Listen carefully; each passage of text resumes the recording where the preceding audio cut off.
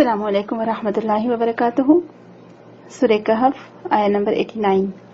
نحمده ونصلی علی رسولہ الکریم، اما بعد فاعوذ باللہ من الشیطان الرجیم، بسم اللہ الرحمن الرحیم۔ رب اشرح لی صدری ویسر لی امری واحلل عقدۃ من لسانی یفقہوا قولی۔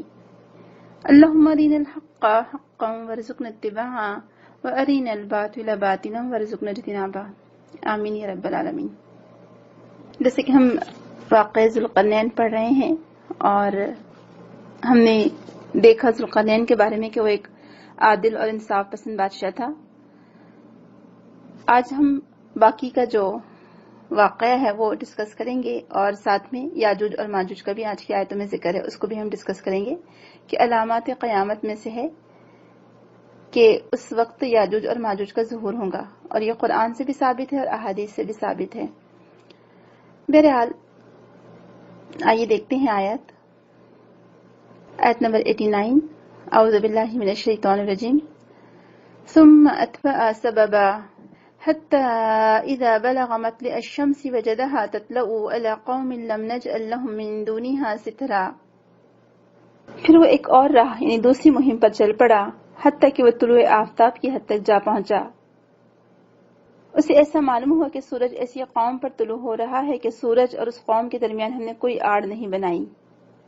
ایک اور ترجمہ دیکھ لیجیے۔ پھر پیچھے لگا وہ اور راہ کے یہاں تک کہ جب وہ پہنچا جائے طلوع پر آفتاب کی تو پایا اسے کہ وہ طلوع ہو رہا ہے ایسی قوم پر کہ نہیں بنایا ہم نے ان کے لیے سورج کے اس طرف کوئی پردہ۔ كذلك وقد أحطنا بما لديه خبرا ثم أتبع سببا حتى إذا بلغ بين السدين وجد من دونهما قوما لا يكادون يفقهون قولا قالوا يا ذا القرنين إن ياجوج وماجوج مفسدون في الأرض فهل نجعل لك خرجا على أن تجعل بيننا وبينهم سدا۔ ترجمہ دیکھیے۔ واقعہ ایسا ہی تھا اور ذوالقرنین کو جو حالت پیش آئے اسے ہم خوب جانتے ہیں۔ پھر وہ ایک اور راہ یعنی تیسری مہم پر نکلا یہاں تک کہ وہ دو بلند گھاٹیوں کے درمیان پہنچا۔ وہاں ان کے پاس اس نے ایسی قوم دیکھی جو بات بھی نہ سمجھ سکتی تھی۔ وہ کہنے لگے، اے ذوالقرنین، یاجوج اور ماجوج نے اس سرزمین میں فساد مچا رکھا ہے، اگر ہم آپ کو کچھ ٹیکس اکٹھا کر دیں تو کیا آپ ہمارے اور ان کے درمیان ایک دیوار چن دیں گے؟ ایک اور ترجمہ دیکھ لیجیے۔ اسی طرح تھا اور تحقیق احاطہ کر لیا تھا ہم نے اس کا جو کچھ کہ اس کے پاس تھا باعتبار علم کے۔ پھر پیچھے لگا وہ ایک راہ کے یہاں تک کہ جب وہ پہنچا درمیان دو دیواروں کے تو پایا اس نے ان دونوں کو کہ اس طرف ایک قوم کو کہ نہیں قریب تھی کہ سمجھ سکتی وہ کوئی بات۔ انہوں نے کہا، اے ذوالقرنین، بلا شبہ یاجوج اور ماجوج فساد کرنے والے ہیں زمین میں، تو کیا مقرر کریں تیرے لیے کچھ مال اوپر اس شرط کے کہ بنا دے تو درمیان ہمارے اور ان کے ایک بند۔ اب یہاں پر ہم دیکھتے ہیں کہ یہ دوسری مہم کی بات کی جا رہی ہے۔ آپ کو جیسے کہ ہم نے پچھلی دفعہ پڑھا، آپ کو معلوم ہے کہ وہ پہلی مہم کے لیے نکلا تھا، اور اس پہلی مہم میں کیا واقعہ پیش آیا تھا کہ ایسی قوم کے پاس پہنچا تھا یا ایسی جگہ وہ پہنچا تھا جہاں پر سورج ڈوب رہا تھا، اور اس نے دیکھا کہ سورج ایسے گدلے پانی میں ڈوب رہا ہے، یعنی آخری حد تک پہنچ گیا، یعنی زمین کے ایک بالکل آخری کونے تک پہنچ گیا۔ دوسرا سفر وہ ایسی جگہ پہنچا جہاں سورج نکل رہا تھا، اور وہ لوگ نہیں جانتے تھے گھر بنانا، بلڈنگز کیسے بنائی جاتی ہے، یا جو بھی ہم جانتے کہ جو اسٹرکچر ہوتا ہے کسی سٹیز کا یا کنٹریز کا۔ تو کچھ لوگ کہتے کہ ان کے درمیان کوئی اوٹ نہیں تھی، آڑ نہیں تھی، اور کچھ کہتے کہ وہ کپڑے بھی نہیں پہننا جانتے، نہیں، بالکل ہی انسیویلائزڈ قوم تھی، نہ لباس تھا، نہ بلڈنگز تھی، نہ کوئی رہنے کے لیے گھر تھا، وہ درختوں کے نیچے بس گزارا کرتے تھے۔ اور جو کذالک کا لفظ آیا یہاں پر وہ بھی ذرا قابل غور ہے۔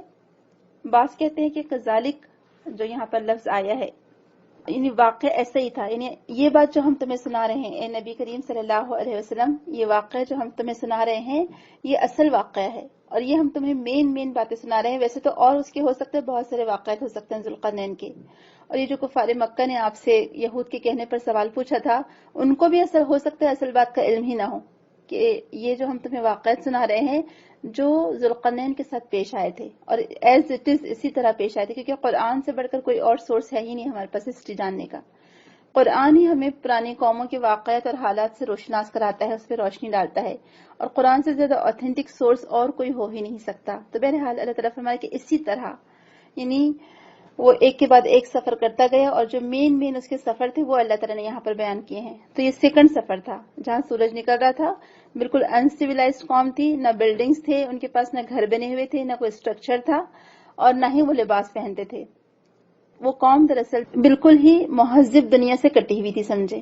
یعنی جو ہماری دنیا ہے یا جو سویلائزڈ قوم ہوتی ہیں تو ان سے وہ کٹی ہوئی تھی، اس لیے ان کو کچھ بھی نہیں معلوم تھا کہ گھر کیسے بناتے ہیں، یا گھر بھی ہوتے ہیں رہنے کے لیے اس طرح سے. اب یہ بالکل الگ قوم تھی. تو جب وہ غروب آفتاب کی حدود تک پہنچ گیا اور پھر واپس لوٹا، اور اسباب کے ذریعے سے جو اللہ تعالیٰ نے عطا کر رکھے تھے ذوالقرنین کو، تو طلوع آفتاب کی طرف اس نے ادھر کا قصد کیا. ایک ایکسٹریم تک پہنچا، اب دوسری ایکسٹریم کی طرف. سبحان اللہ. یعنی آپ سوچے کہ کیسے اس کے پاس آرمی ہوگی اور کیسے اس کے پاس سورسز ہوں گے. تو بس وہ طلوع آفتاب کی حدود میں پہنچ گیا. وہاں کیا پایا؟ سورج کو کہ وہ ایسی قوم پر نکلتا ہے کہ نہیں بنایا ہم نے ان کے لیے آفتاب کے ورے کوئی پردہ. یعنی اس نے دیکھا کہ سورج ایسی قوم پر طلوع ہو رہا ہے کہ جس کے پاس دھوپ سے بچنے کے لیے کوئی سامان نہ تھا. یا تو اس بنا پر کہ وہ بنانے کی استعداد نہ رکھتے تھے، یعنی گھر بنانے کی استطاعت نہیں رکھتے تھے. اس کی وجہ یہ تھی کہ وہ وحشی اور غیر متمدن تھے، یعنی انسیولائز تھے.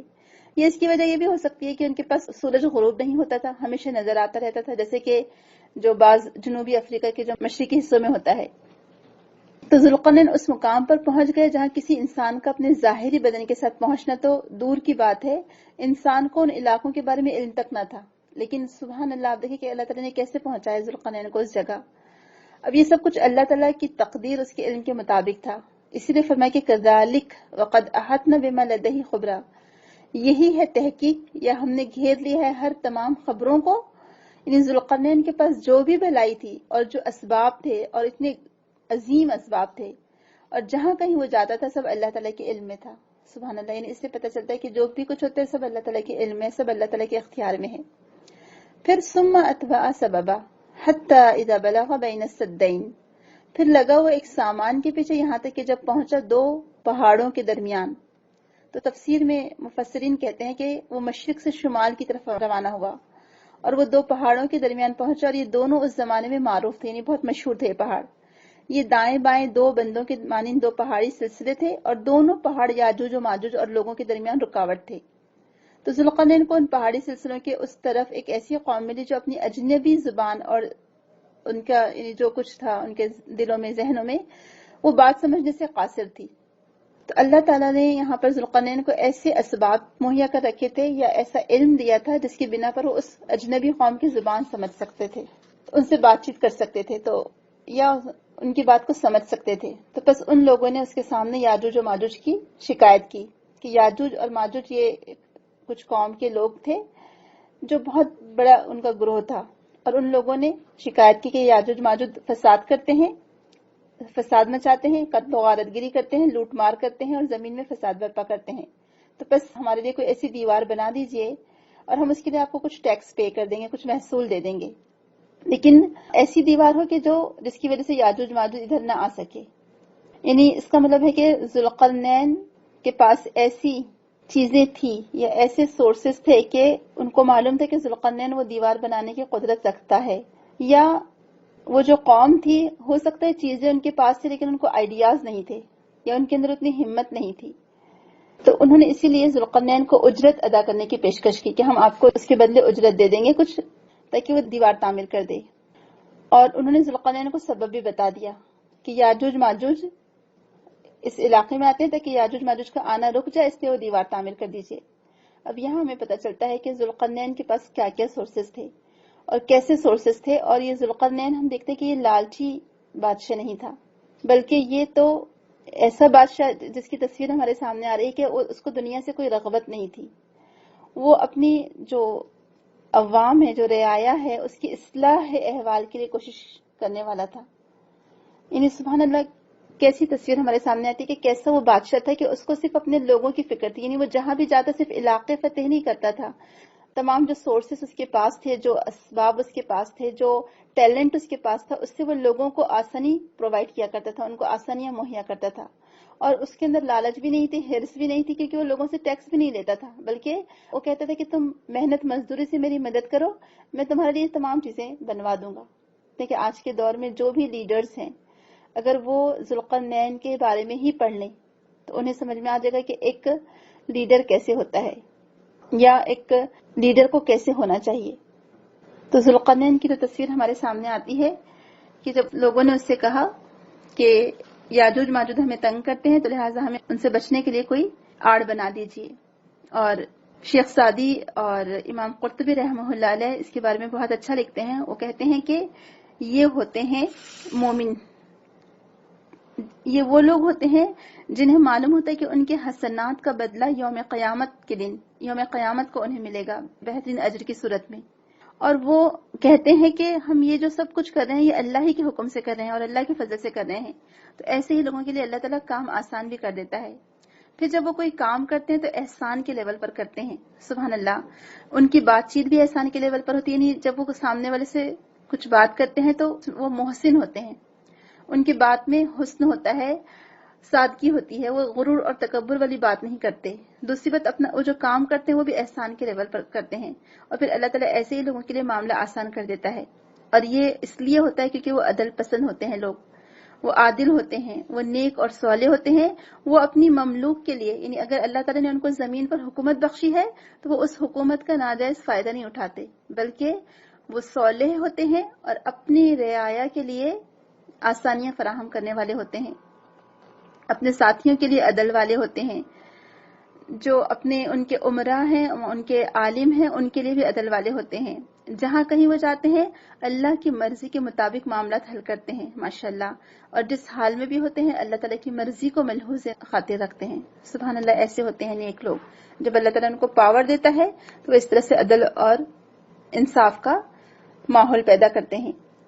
پھر یہ والی جو آیت ہے، آیت نمبر 94 اور 95، یہ اس بات کی دلیل ہے کہ یہ ایک ذمہ دار جو ہوتا ہے پرسن، چاہے وہ کسی بھی لیول پر ذمہ دار ہو، چاہے وہ کنٹری کے لیول پر حکومت کے سطح پر ذمہ دار ہو، چاہے وہ کسی ادارے کا عہدے دار ہو یا کسی گھر کا سربراہ ہو، تو اس کے لیے لازم ہے کہ وہ جو لوگوں کو اللہ تعالیٰ نے اس کے انڈر دے رکھا ہے، جو لوگوں کو اللہ تعالیٰ نے اس کی رعایا بنایا ہے، وہ ان کی بہتری کے لیے کوشش کرے، ان کی حفاظت کے لیے کوشش کرے. اگر ان کو کوئی لوگ تنگ کر رہے ہوں، ستا رہے ہوں، تو اس کو دور کرنے کی کوشش کرے. وہ لوگوں کی اصلاح کرنے کی کوشش کرے، ان کے معاملات کی اصلاح کرے، ان کے اموال کی حفاظت کرے اور بلا وجہ ان کے مالوں پر ناجائز قبضہ یا تصرف نہ جمائے، ان کے حقوق کو ادا کرے. اور ایسے جو حکمراں ہوتے ہیں یا ایسے جو لوگ ہیں ان کے خزانوں میں ضرورت مندوں کے لیے ایسا رویہ ہونا چاہیے کہ وہ ضرورت مندوں پر خرچ کرنے والے بنے. اور خاص طور سے یہ بات بھی ہمیں نظر آتی ہے کہ وہ جب بھی کوئی معاملات کریں تو بہتر احسن طریقے سے کریں، احسن لیول پر کریں. اور اس کے لیے پھر 3 شرائط بتائی گئی ہیں کہ جب لیڈرز جن کو اللہ تعالیٰ نے کچھ عہدے سے نوازا ہے، اگر ان کے اندر عدل اور انصاف قائم ہو جائے، اگر وہ لوگوں کی حاجات، ان کی ضروریات کو پورا کرنے لگیں، اگر اللہ تعالیٰ نے ان کو کچھ سورس دیا ہے تو ان کے پاس اللہ تعالیٰ نے وہ مال و دولت سے ان کو اگر نوازا ہے تو وہ کیا کریں، اس مال و دولت کو ان لوگوں کی ضروریات پر خرچ کریں جو ضرورت مند ہے، جو پریشان حال ہیں، جو ظلم کا شکار ہیں. اور پھر ایسے ہی وہ لوگ ہوتے ہیں کہ جو عدل والے ہوتے ہیں، وہ لوگوں کے حقوق کے لیے لڑتے ہیں، ان کو ان کے حقوق دلا کر رہتے ہیں، ان کی حاجتوں کو پورا کرنے والے ہوتے ہیں جو وہ اپنی آنکھوں سے دیکھ رہے ہوتے ہیں. اور ایسے ہی لوگ ہیں کہ یہ جب اللہ تعالیٰ ان کو کچھ عطا کرتا ہے تو وہ دوسروں کو دینے والے بنتے ہیں، سب چیز خود سمیٹنے والے نہیں بن جاتے. یعنی وہ سمجھتے ہیں کہ ہمارے اس مال میں دوسروں کا بھی حق ہے. تو بہرحال اس سے بہت سارے ہم کو فائدے پتہ چلے. یعنی یہ آیت سے ہمیں جو پتہ چلتا ہے کہ ذوالقرنین نے کس طرح سے لوگوں کی مدد کی اور کیسے لوگ ذوالقرنین سے فائدہ اٹھاتے تھے. یعنی وہ جانتے تھے کہ یہ بادشاہ عادل بادشاہ، لہٰذا ہم اپنی شکایتیں، اپنے معاملات، اپنے جو مسائل ہیں وہ اس بادشاہ کے سامنے رکھ سکتے ہیں، لہٰذا وہ بادشاہ ہمارے یہ مسائل حل کر دے گا. دوسری سب سے ایک اہم بات جو ہمیں پتہ چلتی ہے، یعنی جو یہ مہم تھی کہ جب 2 پہاڑوں کے درمیان اس نے ایک قوم کو پایا اور وہ دنیا سے بالکل کٹ آف تھے، اشاروں سے بات کرتے تھے یا پھر ہو سکتا ہے امیج بنا کے بات کرتے ہوں، تو انہوں نے جو ہے اپنے یعنی ایکٹ کر کے بتایا ہے. یعنی یاجوج ماجوج کے بارے میں کہ ایسے لوگ ہیں یاجوج ماجوج جو ہمیں پریشان کرتے رہتے ہیں. تو اس نے کیا کیا کہ اور ان لوگوں نے دیکھا بھی تھا کہ ذوالقرنین کے پاس ایک طاقت ہے، پاور ہے. تو جب وہ قوم نے آفر بھی کی کہ ہم آپ کو پیسے پے کر دیں گے، ہم آپ کو ٹیکس پے کر دیں گے، آپ ہم کو دیوار بنا دیجیے، لیکن سبحان اللہ آپ دیکھیں ذوالقرنین نے کیا کہا کہ مجھے پیسوں کی ضرورت نہیں ہے، اللہ تعالیٰ نے مجھے بہت کچھ دیا ہے، میں جو بھی کروں گا فی سبیل اللہ کروں گا، بس تم مجھے میری مدد کرو، یعنی ہاتھوں سے مدد کرو. اور انہوں نے تو دیوار بنانے کی بات کی تھی، ذوالقرنین نے ردم بنا دی. آگے کی آیت میں آئے گا، ہم پڑھیں گے کہ سدہ دیوار کو کہتے ہیں، اور ردم اس سے اور ایک درجہ آگے جو بہت زیادہ مضبوط ہوتی ہے، جیسے کہ سیسا پلائی ہوئی دیوار ہم کہتے ہیں، یعنی آئرن وال. تو اب یہاں پر ہم دیکھتے ہیں کہ کس طرح سے ذوالقرنین نے پہلی بات تو اشاروں سے سمجھا. ہم بعض اوقات بہانے بناتے ہیں کہ ہم جب کہیں جاتے ہیں یا ہمارے پاس بعض اوقات کچھ سورسز کی کمی ہوتی ہے تو ہم فوراً بہانہ بناتے کہ ہم کیا کریں، ہم کیسے وہ سامنے والی قوم کو یا سامنے والے لوگوں کو دین کی دعوت پہنچا سکتے ہیں، کیونکہ وہ تو ہماری زبان سمجھتی نہیں تھی، ہم ان کی زبان نہیں سمجھتے تھے، وہ ہماری زبان نہیں سمجھتے تھے، تو ہم کیسے بات کریں. یا بعض اوقات ہم کہتے کہ کیا کریں، حالات ہی ہمارا ساتھ نہیں دے رہے تھے، کوئی ہمارا سپورٹ کرنے والا نہیں تھا، کوئی ہمیں مدد کرنے والا نہیں تھا، ورنہ ہم تو بہت کام کر سکتے تھے دین کا، یا ہم کچھ اور بھی کام کر سکتے تھے. تو بعض اوقات ہم اتنے چھوٹی چھوٹی چیزوں کو بہانہ بنا لیتے ہیں اور جسٹیفیکیشن پیش کرتے ہیں اپنے کام نہ کرنے کا. لیکن جو اللہ کے نیک اور صالح بندے ہوتے ہیں، جن کو اللہ تعالیٰ نے ذہانت سے بھی نوازا ہے، جن کو اللہ تعالیٰ نے ٹیلنٹ دیا ہے، جن کو اللہ سبحانہ تعالیٰ نے طاقت دی ہے، پاور دیا ہے، اب دیکھیں وہ کیسے سورسز کا استعمال کرتے ہیں، وہ کیسے حالات کو، ہو سکتا ہے حالات ان کے قابو سے باہر ہوں، لیکن وہ کیسے ان حالات پر بھی قابو پاتے ہیں. تو یہ ہمارے لیے بہت بڑا سبق ہے، میرے اور آپ کے لیے، کہ ہم کبھی حالات کا رونا نہ روئیں. ہم کبھی یہ نہ کہیں کہ اچھا سامنے والے تو سننے کے لیے تیار ہی نہیں تھے.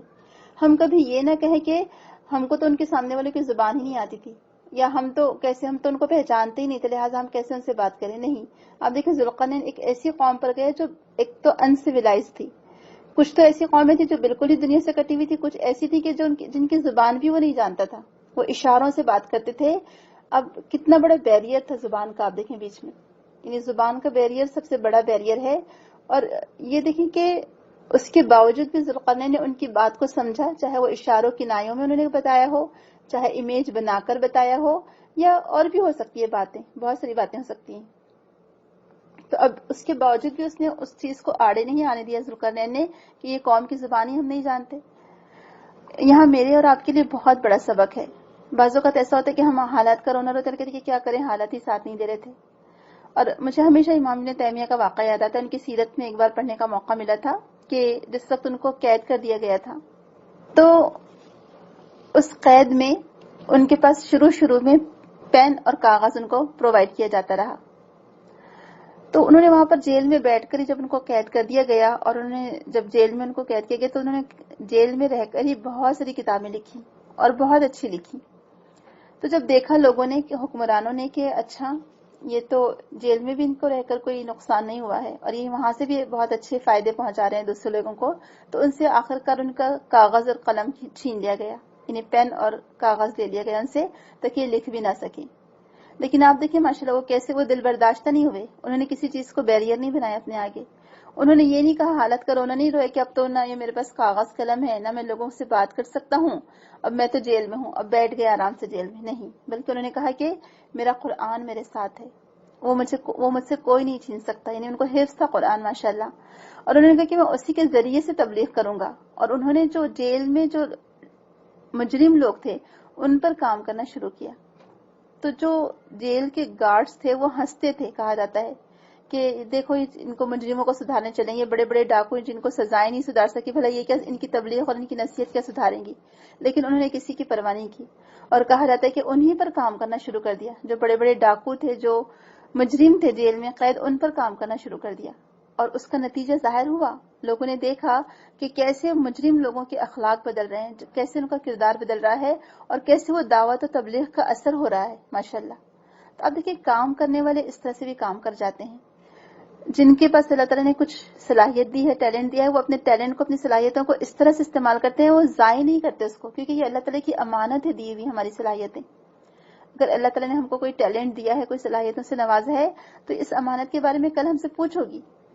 اب دیکھیں امام ابن تیمیہ نے کوئی رکاوٹ کو اپنے بیچ میں آنے نہیں دیا، اور اپنا کام وہ کرتے رہے، یہاں تک کہ آخر کار ان کو جیل سے بھی رہائی مل گئی الحمدللہ، اور ان کا کام بھی ہو گیا.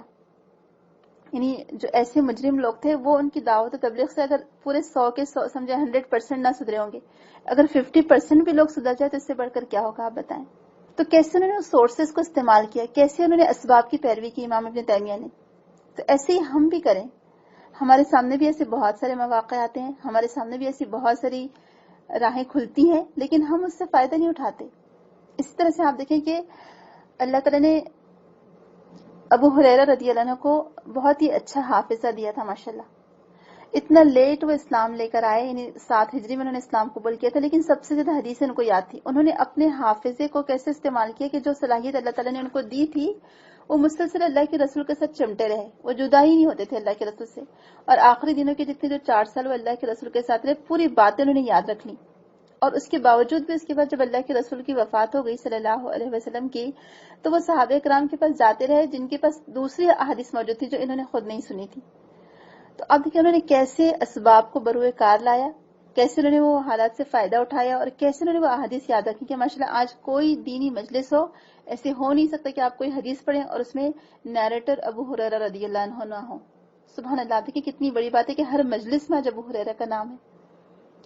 اسی طرح سے امام بخاری کو آپ لے لیں، ایک نہیں کئی مثالیں. پھر خالد بن ولید رضی اللہ عنہ کی مثال ہمارے سامنے ہے کہ اللہ تعالیٰ نے ان کو ٹیلنٹ کیسے دیا تھا کہ وہ بہترین ماشاءاللہ جنگی تنظیم جو تھی یا جنگی جو ٹیکٹکس ہوتی ہے وہ اس میں ماہر تھے ماشاءاللہ. اللہ تعالیٰ نے ان کو بہادری سے نوازا تھا. اللہ تعالیٰ نے ان کو بہت اچھی پلاننگ کرنے والا بنایا تھا کہ جنگ میں آرمی کو کس طرح سے کیسے رکھا جائے اور کس طرح سے اس کو مینج کیا جائے آرمی کو.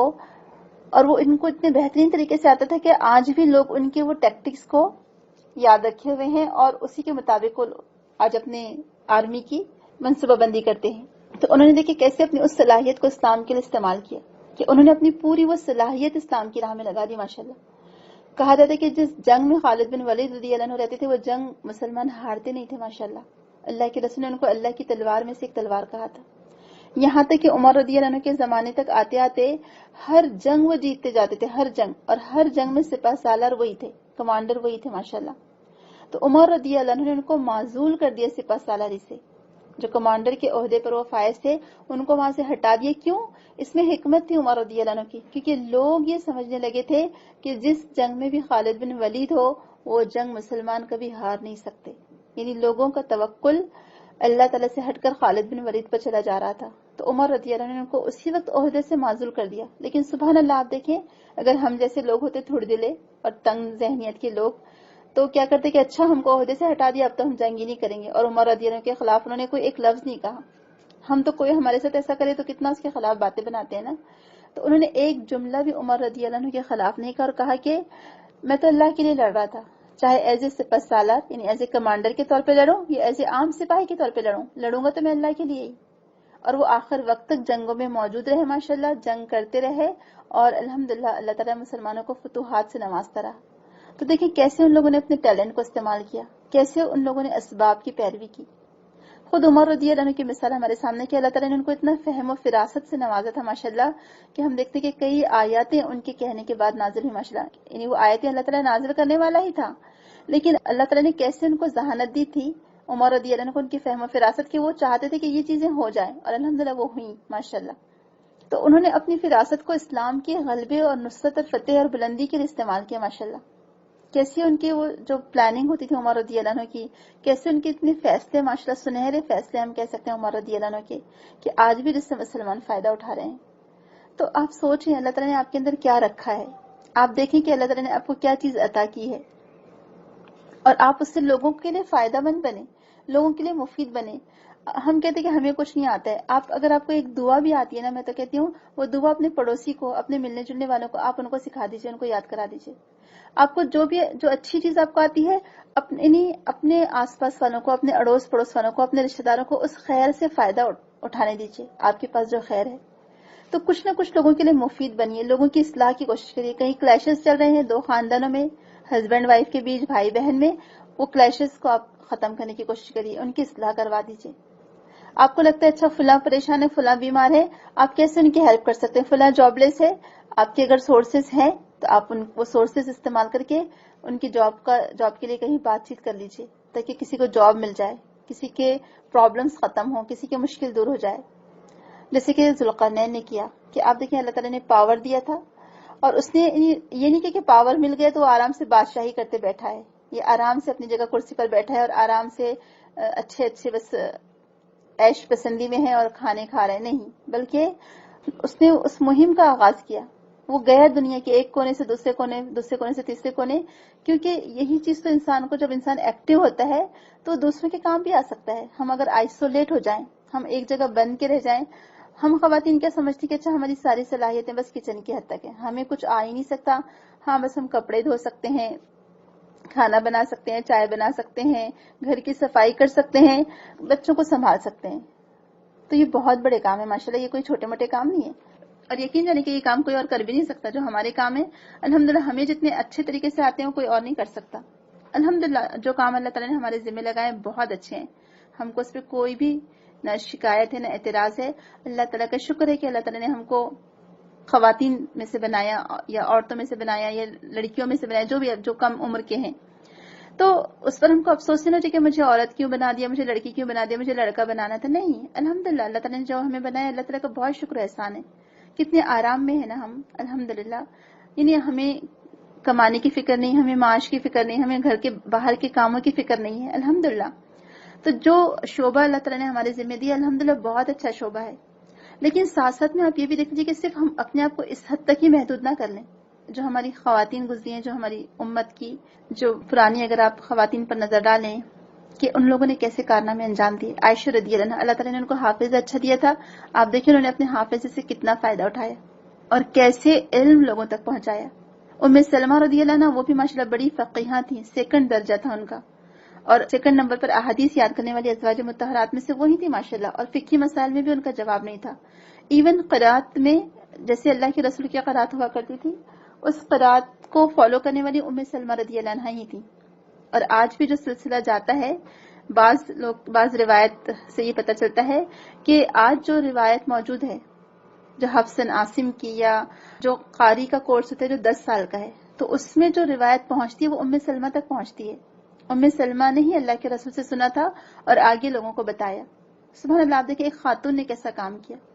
تو اللہ تعالیٰ نے جو مجھے اور آپ کو جو صلاحیتیں دی ہیں اس کو استعمال کریے، اس کو بروئے کار لائیے اور حالات کا رونا نہ روئیں. بیچ میں کوئی اگر آڑ آتی ہے، کوئی آپ کو رکاوٹ آتی ہے، آپ اس رکاوٹ کو دور کریے اور اپنے راستے کو خود صاف کرتے ہوئے آگے بڑھتے چلے جائیے. جو راستے کی رکاوٹیں ہیں اس کو ہٹاتے ہوئے، اس کو دور کرتے ہوئے آگے بڑھتے چلے جائیں، بڑھتے چلے جائیں. اپنے آپ کو محدود نہ کر لیں، اپنے آپ کو ایک چھوئی موئی نہ بنا دیں کہ بس میں تو کچھ نہیں کر سکتی، مجھے کچھ نہیں آتا. نہیں، ہم بہت کچھ کر سکتے ہیں. اور یقین جانے کہ خواتین جب اپنے آپ کو چینج کرتی ہیں نا، پورے معاشرے میں چینج آتا ہے.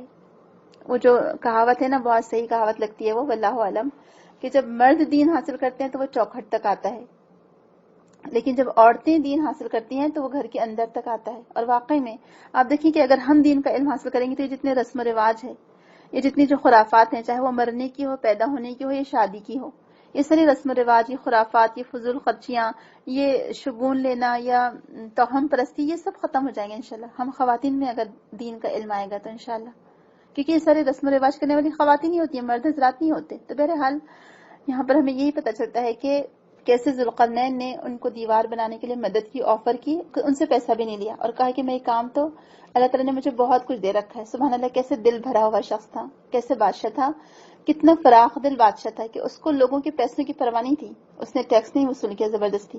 تو اس سے پتہ چلتا ہے کہ جب اگر اللہ تعالیٰ نے آپ کو وہ عہدہ دیا ہے، اگر آپ کو وہ ذمہ داری دی ہے اور آپ کے پاس سارے سورسز بھی ہیں، آپ کے پاس مال بھی ہے الحمدللہ، تو آپ لوگوں سے بلا وجہ پھر پیسے نہ لیں. آپ لوگوں سے بلا وجہ ان پر بوجھ نہ ڈالیں. بوجھ ان کو بیچاروں کو یہ نہ لگے کہ ہم کو فلاں چیز کے لیے اتنا اپنا مال خرچ کرنا پڑ رہا ہے. تو اگر اللہ تعالیٰ نے آپ کو نواز رکھا ہے، دے رکھا ہے، تو آپ اس سے لوگوں کا فائدہ کریں انشاءاللہ. تھوڑا سا یاجوج ماجوج کے بارے میں دیکھ رہے تھے کیونکہ یہاں پر آیا ہے ذکر، اور جو پھر یہ واقعہ سے ہم نے کیا سیکھا، جو ایک دو آیتیں رہ گئی ذوالقرنین کے تعلق سے، وہ انشاءاللہ ہم اگلی کلاس میں دیکھیں گے، اگلی سٹنگ میں دیکھیں گے. تو یہاں جو لفظ آیا تھا آیت نمبر 94 میں، قالوا یا ذا القرنین ان یاجوج وماجوج مفسدون فی الارض فهل نجعل لك خرجا على ان تجعل بیننا وبینہم سدا. ان لوگوں نے شکایت کی کہ وہاں اس نے ایسی قوم دیکھی جو بات بھی نہ سمجھ سکتی تھی. وہ کہنے لگے، اے ذوالقرنین، یاجوج اور ماجوج نے اس سرزمین میں فساد مچا رکھا ہے، اگر ہم آپ کو کچھ ٹیکس اکٹھا کر دیں تو کیا آپ ہمارے اور ان کے درمیان ایک دیوار چن دیں گے؟ ذوالقرنین نے جواب دیا کہ میرے پروردگار نے جو مجھے مالی قوت دے رکھی وہ بہت ہے، تم بس محنت سے میری مدد کرو۔ ہم اگلی آیت تو انشاءاللہ بعد میں دیکھیں گے، ہم صرف آج یہاں یاجوج اور ماجوج کا دیکھتے ہیں، یعنی آیت نمبر 94۔ اب یہاں پر دیکھتے ہیں کہ یہ جو 10 بڑی نشانیاں بتائی ہیں اللہ کے رسول صلی اللہ علیہ وسلم نے قیامت کی، اسی میں سے ایک نشانی یاجوج اور ماجوج بھی ہے۔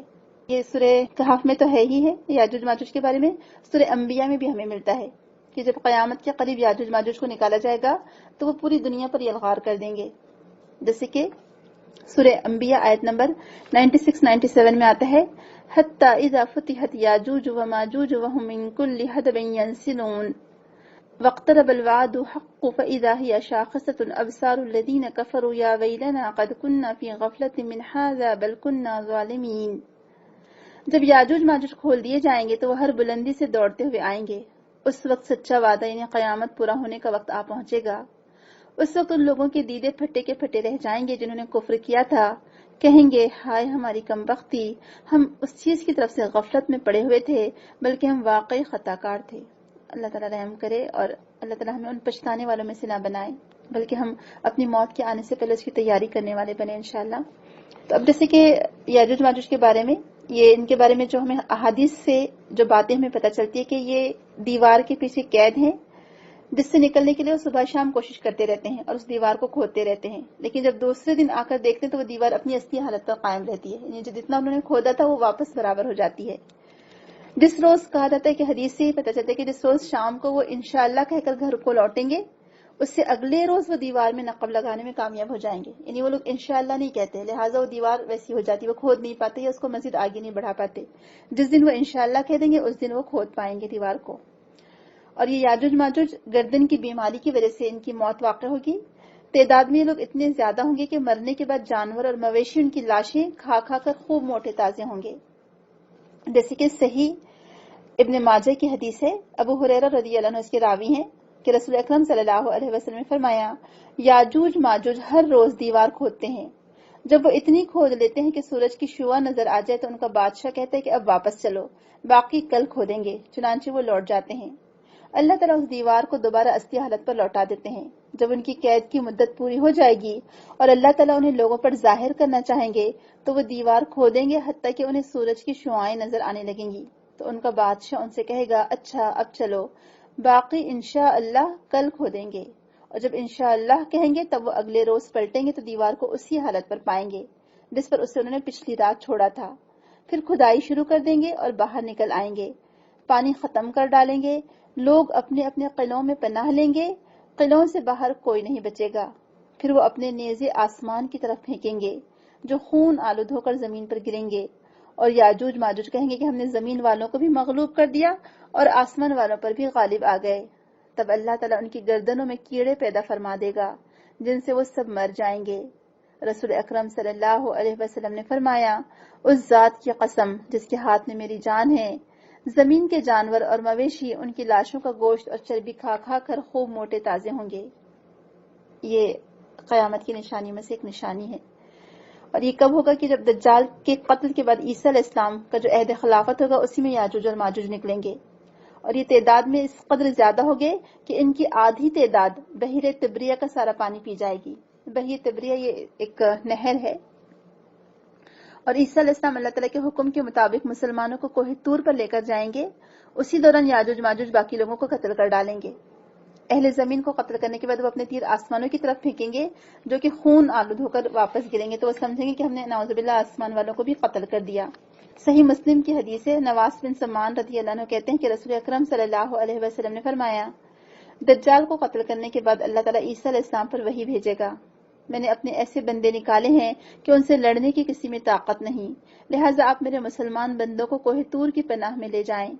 اس کے بعد اللہ تعالیٰ یاجوج و ماجوج کو نکالے گا تو وہ ہر اونچائی سے نکل بھاگیں گے، ان کا پہلا حصہ جب بحیرہ تبریہ سے گزرے گا تو اس کا سارا پانی پی جائے گا، جب ان کا آخری حصہ بحیرہ تبریہ پر پہنچے گا تو کہے گا کبھی اس سمندر میں پانی تھا یا نہیں، پھر آگے چلیں گے یہاں تک کہ اس پہاڑی تک پہنچ جائیں گے جہاں درختوں کی کثرت ہے، یعنی بیت المقدس، اور کہیں گے کہ ہم نے زمین والوں کو تو قتل کر دیا، آؤ اب آسمان والوں کو بھی قتل کر دیں، چنانچہ اپنے تیر آسمان کی طرف پھینکیں گے، اللہ تعالیٰ ان کے تیر خون آلود واپس پلٹائیں گے اور وہ سمجھ لیں گے کہ ہم نے آسمان والوں کو بھی قتل کر دیا ہے۔ اس دوران عیسیٰ علیہ السلام اور ان کے مسلمان ساتھی کوہ طور پر محصور ہوں گے اور ان کا سامان خورد و نوشی کھانے پینے کی چیزیں ختم ہو جائے گا، حتیٰ کہ ایک بیل کا سر 100 دینار سے بہتر ہوگا، یعنی اتنی مہنگائی ہو جائے گی۔ چنانچہ عیسیٰ علیہ السلام اور ان کے ساتھی اللہ تعالیٰ سے اس مصیبت سے نجات کے لیے دعا کریں گے۔ اللہ تعالیٰ یاجوج ماجوج پر ایک عذاب بھیجے گا، ان کی گردنوں میں ایک کیڑا پیدا فرما دے گا جس سے وہ سارے کے سارے اس طرح یکدم مر جائیں گے جس طرح ایک آدمی مرتا ہے۔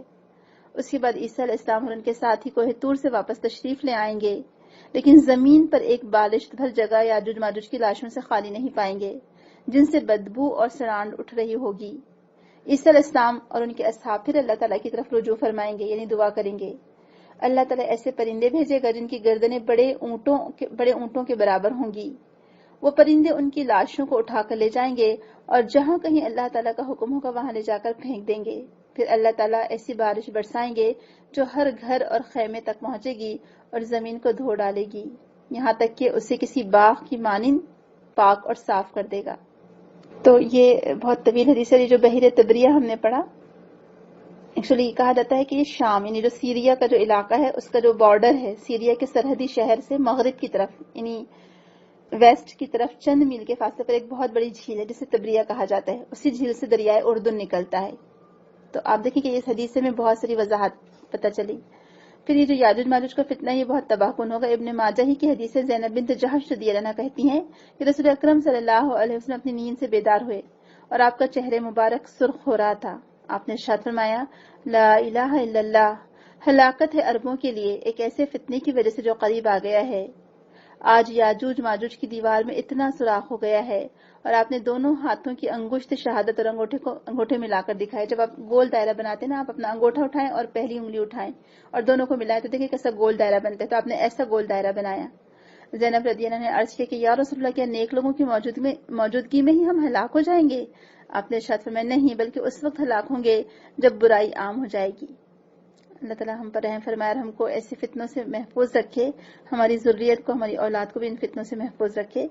کہا رہے تھے کہ یاجوج ماجوج کا فتنہ یہ ہوگا کہ وہ نکلتے ہی قتل و غارت اور خون ریزی شروع کر دیں گے اور روئے زمین پر اپنے علاوہ کسی کو زندہ نہیں چھوڑیں گے۔ عیسیٰ علیہ السلام اللہ تعالیٰ کے حکم پر اپنے مسلمان ساتھیوں کے ساتھ کوہ طور پر پناہ حاصل کریں گے اور بچ جائیں گے۔ اور یہ یاجوج ماجوج کے بارے میں آتا ہے کہ یہ اولاد آدم میں سے ہے۔ طبرانی ہی کی ایک صحیح حدیث ہے، عبداللہ بن عمرو رضی اللہ عنہ اللہ کے رسول سے روایت کرتے ہیں کہ آپ نے ارشاد فرمایا، یاجوج ماجوج آدم کی اولاد سے ہیں، اگر وہ آبادیوں میں بھیج دیے جاتے تو لوگوں کے اسباب زندگی برباد کر دیتے۔ اور یاجوج ماجوج کے چہرے چوڑے اور موٹے آنکھیں، چھوٹی بال اور سرخ سیاہ مائل آنکھیں ہوں گی ان کی۔